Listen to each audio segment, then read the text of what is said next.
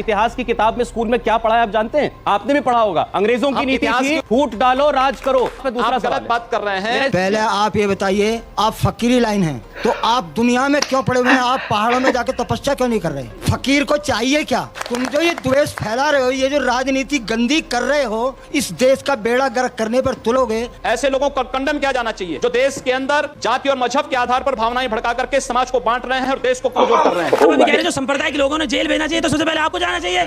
Party से जुड़ी, संघ से जुड़े कुछ ऐसे संगठन हैं जो लगातार इस प्रकार के एजेंडे को आगे बढ़ा रहे हैं जिससे विद्वेष फैल रहा है समाज में। घर वापसी क्या है? जिन लोगों को धर्मांतरण कराया गया था, अगर वो स्वेच्छा से घर वापस आना चाहते हैं, अगर स्वेच्छा से आना चाहते हैं, कोई दबाव नहीं। आप कह रहे हैं कि धर्मांतरण बगैर किसी दबाव के, बगैर किसी लोभ लालच के होना चाहिए, और आप जो घर वापसी करते हैं उसमें ये नहीं होता। आप गलत बोल रहे हैं। देखिए, तुम्हें राशन कार्ड और आधार कार्ड मिलेंगे, ये प्रलोभन नहीं है। हर महीने 50 लाख रुपए का खर्च है 1000 परिवारों का धर्म परिवर्तन कराने का। इतना पैसा लग रहा है और आप कह रहे हैं स्वेच्छा से घर वापसी हो रही है। 40 बच्चे नहीं, 4 बच्चे पैदा करो। औरत के नाम पे धब्बा है ये बात। एक महिला से कहना कि 4 बच्चे पैदा करो, 40 बच्चे पैदा करो, औरत मशीन नहीं है ना बच्चा पैदा करने की। जो बातें आप कर रहे हैं क्या? हेलो फ्रेंड्स, स्वागत है आप सभी का मेरे इस यूट्यूब चैनल रिएक्शन रितेश में। मैं आशा करता हूँ कि आप सब खुश और मस्त होंगे। आज का जो ये इंटरव्यू इंडिया टीवी पर हुआ, ये बहुत ही इंटरेस्टिंग है। मैं दावा करता हूँ कि आप लोगों ने सच में ऐसा इंटरव्यू कभी नहीं देखा होगा। पत्रकार महोदय ने ऐसे ऐसे तीखे सवाल उनसे किए कि वो कुछ बोल नहीं पा रहे थे। तो चलिए बिना किसी देरी के हम ये वीडियो स्टार्ट करते हैं। क्योंकि जी बहुत मोदी जी तो बात कर रहे हैं मेक इन इंडिया की, डिजिटल इंडिया की, वो बात कर रहे हैं भारत को सुपर पावर बनाने की, गरीबी हटाने की, लेकिन उनके किए कराए पर पानी फेरने के लिए बहुत से लोग हैं, और माफी चाहता हूं उसमें नाम आपका भी लिया जाता है। मैं एक बात नहीं समझ पाता हूं कि भारत की राजनीति में राष्ट्रवाद की बात करना विकास के एजेंडे में कहां से बाधक है। क्या मेरे पास वो कुछ बयान है, मैं वो सुनाना चाहता हूं और फिर आपसे पूछूंगा कि इसमें राष्ट्रीयता कहां है? जैसे आप राष्ट्रवाद कह रहे हैं, ये कौन से राष्ट्रवाद का प्रतीक है? जरा वो बयान देख लें एक बार। जो हरिद्वार की पहचान है, इसकी पवित्रता को बनाए रखने का दायित्व हम सबका है, और यहाँ पर गैर हिंदुओं का प्रवेश पूरी तरह बंद होना चाहिए। इस बात को ध्यान अवश्य किया जाना चाहिए, सुरक्षा की दृष्टि से भी, पवित्रता की दृष्टि से भी। ये एक पहला उदाहरण है, आप ही का बयान था, इसके बाद और है। चलिए पहले इसी की बात कर लेते हैं। कोई हिंदू श्रद्धालु पूरी दुनिया के अंदर का आता है, वहां पर वह जूता चप्पल पहन करके नहीं जाता है, वहां की पवित्रता का ख्याल रखता है। लेकिन कोई विधर्मी आकर के वहां अंडा बेचने का कार्य करेगा, अंडा लेकर के जाएगा, चमड़े के जूते लेके जाएगा। इस प्रकार की बचकाना बातें किसी के गले नहीं उतरती, लोग मजाक उड़ाते हैं। आस्थाएं आहत होंगी। अगर इस देश के अंदर अन्य आस्थाओं का सम्मान है तो हिंदू आस्था का भी सम्मान होना चाहिए। इतिहास की किताब में स्कूल में क्या पढ़ा है आप जानते हैं? आपने भी पढ़ा होगा। अंग्रेजों की नीति थी, फूट डालो राज करो, फूट डालो राज करो। और आप राजनीति का हवाला दे रहे हैं नीति पर नहीं। मेरे दूसरा सवाल है, चलिए इस पे दूसरा सवाल बात कर रहे हैं। इसमें दूसरा सवाल फूट डालो राजनीति की नहीं, ये हिंदू आस्था का सम्मान है। मैं उसी पर आ रहा हूँ योगी जी, मैं उसी पर आ रहा हूँ। योगी जी, जब आप जैसा नेता जो कि पार्लियामेंट में नुमाइंदगी करता है, जब वो ऐसी बात कहता है तो लोगों को लगता है कि ये समाज में विद्वेष फैलाने वाला बयान है। 4 बीवी 40 बच्चे, मैं कहता हूँ 4 बीवी 40 बच्चे हिंदुस्तान में नहीं चलेंगे, नहीं चलेंगे, नहीं चलेंगे। बड़ा साफ है कि वो किसके लिए कहना चाह रहे थे। जब नाम किसी का नहीं लिया है तो आप इस बात को किसी के साथ जोड़ के क्यों देख रहे हैं? दूसरी बात ये कि देश के विकास के लिए इस देश के अंदर एक समान जनसंख्या नियंत्रण का कानून देश के प्रत्येक व्यक्ति पर लागू होना चाहिए। हमारा अगर विकास का एजेंडा है तो देश के विकास के लिए होना चाहिए, समाज के विकास के लिए होना चाहिए, न कि परिवार की जनसंख्या बढ़ाने में हमारे अपने विकास के एजेंडे को लागू करना चाहिए। अपनी ताकत हम देश के विकास में लगाएं, न कि परिवार में संख्या बढ़ाने में लगाएं। जो कहते हैं कि हिंदुओं को भी 40 बच्चे, 4 बच्चे पैदा करने चाहिए। हम लोगों ने अपने भाषण में सारी बातें कही हैं और बराबर कहते हैं। जनता को आप मूर्ख समझना बंद कर दीजिए। पहले आप ये बताइए, आप फकीरी लाइन हैं तो आप दुनिया में क्यों पड़े हुए हैं? आप पहाड़ों में जाकर तपस्या क्यों नहीं कर रहे? फकीर को चाहिए क्या? कौमी पक्ष चाहिए। फकीर को चाहिए कि बुलंदी पर पहुंचना और अपने खुदा से मिलना, उससे ताल्लुकात जोड़ना है। तुम जो ये द्वेष फैला रहे हो, ये जो राजनीति गंदी कर रहे हो, इस देश का बेड़ा गर्क करने पर तुलोगे। इस सज्जन को क्या तकलीफ है भाई? क्या तकलीफ है इनको?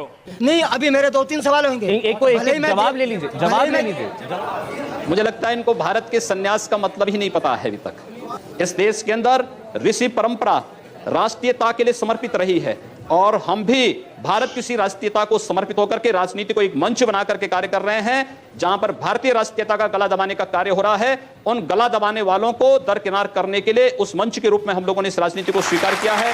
कि जिस तरीके से मोदी सरकार में सलमान खान जैसे व्यक्ति ने एक व्यक्ति को, गरीब व्यक्ति को कुचल दिया शराब पीकर, तो उसको बेल मिल जाती है। लेकिन इस पर मोदी सरकार का बस नहीं है, क्योंकि भारत की न्यायपालिका स्वतंत्र है। मेरा नाम डॉक्टर अहमद खान है। आदित्य जी, आप वैसे तो बहुत भोले हो और बहुत चेहरा भी आपका ऐसा लगता है कि वाकई बहुत मासूम हो। ये झूठ है, झूठ है, झूठ है। लेकिन आप जब भी बात करते हो, आप करते हो कश्मीर की बात करते हो, आप करते हो पाकिस्तान से हम मुसलमानों की बात करते हो कि बाहर भेजो। नहीं, आपका अगर ये एजेंडा में है कि मुसलमान इस देश से चले जाए, तो बताओ कहाँ जाए भेजो, उन्हें कहाँ भेजना है। अगर आपका यही है, भाई आप तो योगी हो, आप तो कम से कम उनको आशीर्वाद दो। सारे देश के लिए सब फूल है आपके बराबर, आपके लिए। मैंने ये तो नहीं कहा कि मुसलमानों को पाकिस्तान भेज दीजिए। मैंने ये कहा भारत के प्रत्येक नागरिक को सुरक्षा प्रदान करना सरकार की जिम्मेदारी है और भारत की मोदी सरकार इस कार्य का निर्वहन कर रही है। लेकिन आपसे मैं पूछना चाहता हूं, कश्मीर में हिंदुओं के साथ जो कुछ हुआ, क्या कभी आप लोगों ने निंदा किया? क्या अपने जुमे की नमाज में इन बातों को आप लोगों ने कभी खंडन किया कि कश्मीर के हिंदुओं पर जो अत्याचार हुआ है उसकी हम निंदा करते हैं? मेरी आपत्ति है, आपने भी कहा, मेरी आपत्ति है। अभी आपने कहा आप लोगों ने इससे क्या तात्पर्य है?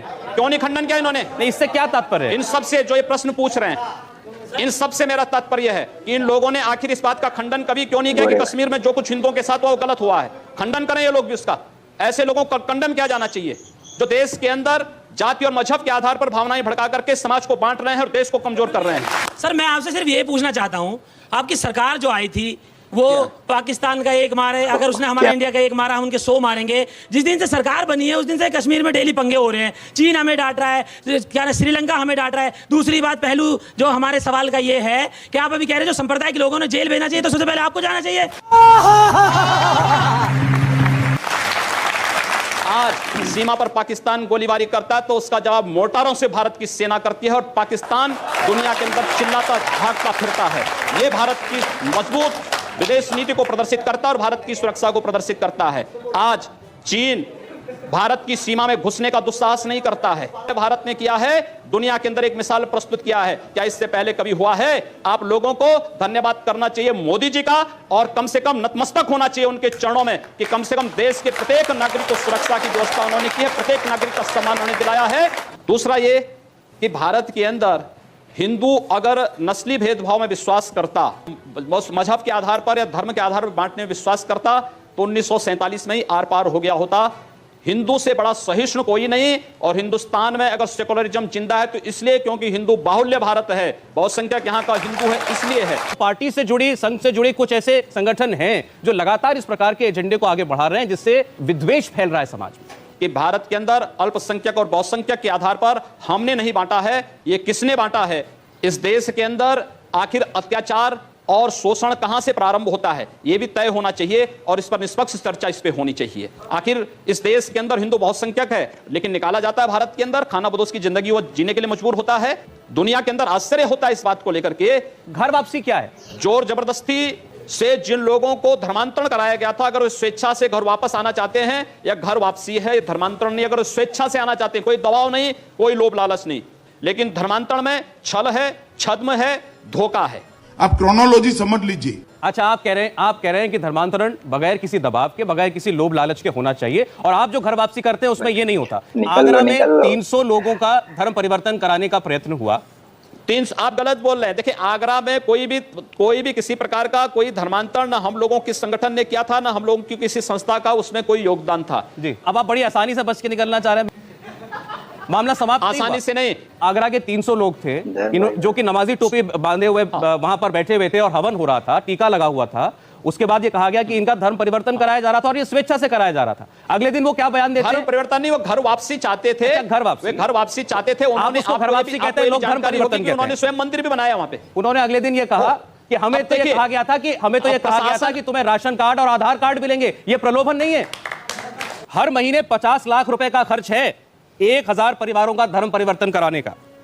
8 से 10 लाख रुपए तो सिर्फ पेट्रोल डीजल पर सिर्फ पश्चिमी उत्तर प्रदेश में खर्च करते हैं हर महीने। इतना पैसा लग रहा है और आप कह रहे हैं स्वेच्छा से घर वापसी हो रही है। दिल को छू गया। लोभ लालच में नहीं ना, और हर वक्तव्य का खंडन नहीं किया जाता है। मैं आपसे एक चंद सवाल पूछना चाहता हूं। न मस्जिद की बात कर, न शिवालों की बात कर, लोग हैं भूखे तो निवालों की बात कर। मुझे आप बताइए कि धर्म इस निजी मामले को क्यों उठाकर सियासत करते हैं, और इस सियासत में आपको मुंह की खानी पड़ी है यूपी में। सीटें जीते हैं। सुनिए, वो मैं आपको कुछ जानकारी नहीं है। मैं आपसे पूछना चाहूंगी कि 40 बच्चे नहीं 4 बच्चे पैदा करो, औरत के नाम पे धब्बा है ये बात। मुझे लगता है कि आपको भारत की संत परंपरा और ऋषि परंपरा की जानकारी नहीं है, और उसके बारे में पहले जानकारी ले लीजिए और तब जाके वक्तव्य देती तो अच्छा रहता। जी ठीक है। वो ये कह रही हैं कि एक महिला से कहना कि 4 बच्चे पैदा करो, 40 बच्चे पैदा करो, औरत मशीन नहीं है ना बच्चा पैदा करने की। कहा कि अल्पसंख्यकों में असुरक्षा है, चिंता है, और ये सब कुछ हुआ है घर वापसी, लव जिहाद, चर्च पर हमले, इन जैसे मुद्दों की वजह से। जो बातें आप कर रहे हैं, आगरा में एक चर्च पर हमला हुआ तो पता लगा कि एक ईसाई महिला का कोई प्रेमी था, उसने हमला किया था। अब उसके लिए आप हिंदू समाज को और सरकार को दोषी ठहराएं तो मुझे लगता है कि स्वयं आप विकास के एजेंडे से स्वयं हट रहे हैं। जैसे कि आप लोगों ने देखा कि योगी जी कहीं ना कहीं से बच के निकल जा रहे हैं, तो बस यही था आज का ये वीडियो। हमारे जो दर्शकों ने योगी जी से जैसे जैसे सवाल किया वो वैसे वैसे जवाब देते गए।